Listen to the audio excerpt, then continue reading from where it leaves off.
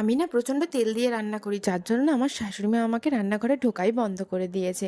তো আমি অনেকদিন বাদে আজকে সুযোগ পেয়েছি রান্নাঘরে ঢোকার। তার কারণ হলো আমার শাশুড়ি মার শরীরটা একটু খারাপ। তো আজকে আমি চলো আজকে কী রান্না করব, কী রান্না করব সবাইকে জিজ্ঞেস করলাম। সবাই বলল, "আজ তাহলে চাউমিনই রান্না করে ফেলো।" তো চলো সবার মত অনুযায়ী আজকে বানাবো চাউমিন। তো দেখেছো আমি কতটা তেল দিই, তো আমাকে কেই বা রান্নাঘরে ঢুকতে দেবে বলো তো? প্রথমত বেড়েছে তেলের দাম, দ্বিতীয়ত তেল খেলে মানুষের বাঁচার সম্ভাবনা কমে আসছে। কারণ তেলের কারণে বাড়ছে চর্বি আর তার সাথে কমছে বুদ্ধি। তো বুঝতেই পারছো কে আমাকে আর রান্নাঘরে ঢুকতে দেবে বলো তো?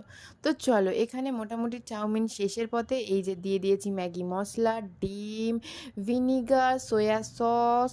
তো এখানে আমি পুরো রান্না শেষ করে রেখেছি। তারপরে আমার বরমশাই এসে গেছে, কটায় দেখ কি করছে ভিডিও? তাকে দেখাবো কটা বাজে, তাকে দেখাচ্ছি কটায় ঘরে ঢুকবো।